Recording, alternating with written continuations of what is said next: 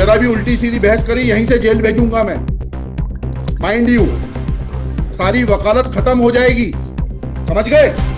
You should know how to argue in high court. किसने भेजा है आपको? प्रावधान वही तो बता रहा हूँ, आप समझने को तैयार नहीं है। कॉन्स्टिट्यूशन में प्रावधान है, ये मान्यताओं का उत्तर है। कॉन्स्टिट्यूशन में प्रावधान, प्लीज कॉन्स्टिट्यूशन में जो प्रावधान है वो बता रहा हूँ मैं। नहीं, यू टॉक प्रॉपर्ली। आप ये मान्यता, ये आदिवासियों की मान्यता है, कॉन्स्टिट्यूशन में कहाँ दी है? पढ़ के बताइए। बता रहा हूँ ना। हाँ बताइए। आप सुनने को तैयार है नहीं है, कुछ भी बोले जा रहे हैं जबरदस्त। अरे let notice be issued for contempt against the council. शुभ नाम बताइए आपका? नहीं, बस आपको आप कंटेम्प्ट का नोटिस जारी कर रहे हैं, उसका जवाब दीजिएगा आप। आपको हाई कोर्ट में बहस करने का तरीका नहीं मालूम है। Issue notice against the petitioner. Article Shri आपका शुभ नाम बताइए। आर्टिकल 51 में प्रावधान है, वो मैं बता रहा हूँ। मैंने आपसे सवाल क्या पूछा था? पहले तो आप सुन ही नहीं रहे। मैंने आपसे सवाल क्या पूछा था? पहले मेरा सवाल बताइए। बागेश्वर धाम सरकार के पंडित धीरेन्द्र शास्त्री एक बार फिर चर्चा में है। आपको शायद लग रहा होगा कि बाबा बागेश्वर धाम ने एक बार फिर कोई विवादित बयान दे दिया, लेकिन ऐसा बिल्कुल नहीं। दरअसल हाई कोर्ट के एक जज और वकील के दरमियान बाबा बागेश्वर धाम को लेकर बहस हो गई, जिसका वीडियो वायरल है और अब वो काफी सुर्खियां भी बटोर रहा है। नमस्कार, मैं आमिना और आप देख रहे हैं न्यूज टाइम मीडिया। पूरी कहानी आपको बताएं उससे पहले ये जान लीजिए कि मध्य प्रदेश उच्च न्यायालय की जबलपुर खंडपीठ ने 22 मई को राज्य में बागेश्वर धाम के धार्मिक आयोजन को रोकने के लिए दायर दूसरी जनहित याचिका को खारिज कर दिया।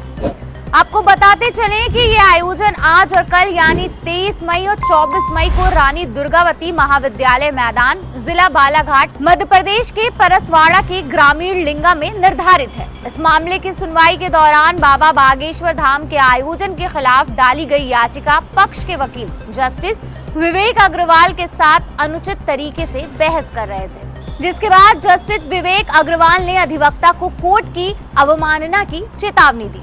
दरअसल आदिवासी संगठन की ओर से पेश अधिवक्ता ने दावा किया कि बाबा बागेश्वर धाम के इस निर्धारित आयोजन से आदिवासियों की धार्मिक भावनाओं को ठेस पहुंचेगी। जब जस्टिस विवेक अग्रवाल ने वकील से पूछा कि आदिवासियों की भावनाएं कैसे आहत होंगी, तो वकील उनके इस सवाल का जवाब सही ढंग से नहीं दे पाए। अधिवक्ता ने याचिका के एक पैराग्राफ पढ़ा जो अस्पष्ट था, जिसमें स्थानीय परंपराओं पर कोई विस्तृत जानकारी नहीं थी। जस्टिस विवेक ने अधिवक्ता को टोका और अपना प्रश्न हिंदी और अंग्रेजी में समझाया ताकि अधिवक्ता समझ सके। सवाल से उलझे अधिवक्ता आदिवासियों की परंपराओं के बारे में कोई जानकारी नहीं दे सके और उन्होंने कहा कि अगर कार्यक्रम किसी अन्य स्थान पर होता है तो उन्हें कोई समस्या नहीं।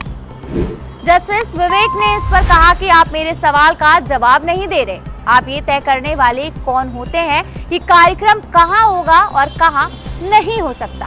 बस जस्टिस अग्रवाल की इसी बात पर अधिवक्ता भड़क गए और कहा कि मैं इसी संविधान के माध्यम से समझाने की कोशिश कर रहा हूँ, लेकिन आप मेरी बात नहीं सुन रहे। जस्टिस विवेक ने उन्हें सलीके से बात करने की चेतावनी दी। अधिवक्ता ने कहा, आप मेरी बात नहीं सुन रहे, जज हैं तो कुछ भी बोले जा रहे हैं। बस इतना सुनते ही अब भला जज कहाँ चुप रहने वाले। तो बस जस्टिस विवेक ने अधिवक्ता के लहजे को हल्के में नहीं लिया और उनके खिलाफ अवमानना नोटिस जारी करने को कहा।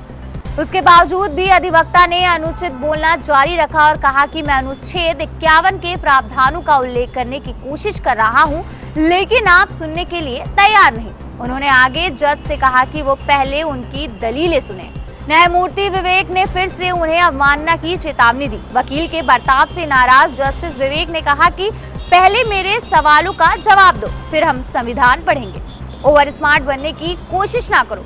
अगर तुम अनुचित तरीके से बहस करने की कोशिश करोगे तो मैं तुम्हें यहाँ से सीधे जेल भेज दूंगा।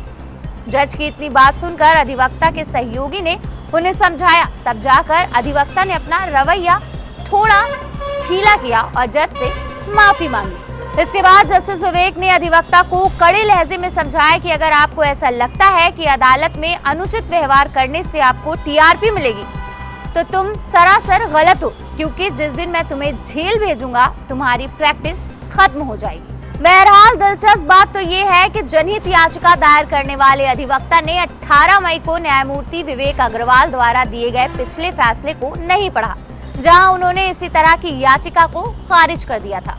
जब अधिवक्ता फैसले की व्याख्या करने में विफल रहे तो न्यायमूर्ति विवेक ने कहा कि ये एक प्रायोजित जनहित याचिका जैसा लगता है। खैर, जनहित याचिका को इस आधार पर खारिज कर दिया गया कि अधिवक्ता पूरी तरह से तैयार नहीं थे। अधिवक्ता ने ये भी तर्क दिया कि मध्य प्रदेश विधानसभा चुनाव 2023 के अंत में निर्धारित है और भारतीय जनता पार्टी मतदाताओं को लुभाने के लिए बागेश्वर धाम के आयोजनों का इस्तेमाल कर रही। उन्होंने दावा किया कि भाजपा नेताओं द्वारा पंडित धीरेन्द्र शास्त्री बागेश्वर धाम महाराज को राज्यभर में कथा कार्यक्रम आयोजित करने के लिए आमंत्रित किया गया।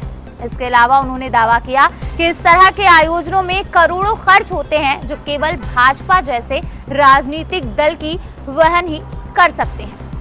जिसके बाद न्यायमूर्ति विवेक ने स्पष्ट रूप से उनसे राजनीतिक टिप्पणी नहीं करने के लिए कहा और कहा कि जिस लेख का वो जिक्र कर रहे थे वो दस्तावेजों में सूचीबद्ध नहीं था। आपको बताते चले कि पिछले कुछ महीनों में पंडित धीरेन्द्र शास्त्री बागेश्वर धाम महाराज के वीडियो सोशल मीडिया पर वायरल हो गए, खासकर उनके हिंदू धर्म को बढ़ावा देने वाले फायर ब्रांड कथावाचक होने के चलते। लाखों भक्त उनके कथा कार्यक्रमों में शामिल होते हैं। हाल ही में राज्य सरकार द्वारा बिहार में एक कार्यक्रम को रोकने का प्रयास किया गया था। अपने ऊपर हो रहे सिलसिलेवार हमलों पर प्रतिक्रिया देते हुए पंडित धीरेन्द्र शास्त्री ने उदाहरण दिया कि जब हाथी गांव में घूमने जाता है तो लोग उसे केले, पूरी और तरह तरह के पकवान खिलाते हैं। बच्चे हाथी को गणेश मानकर उनकी पूजा करते हैं। इसी दौरान आवारा कुत्ते हाथी पर भौंकने लगते हैं। ऐसे में अगर हाथी कुत्तों का जवाब देने लगे तो लोग हाथी को पागल ही कहेंगे। इसलिए हाथी उन कुत्तों को अनदेखा करते हुए अपने रास्तों पर आगे बढ़ता रहता है।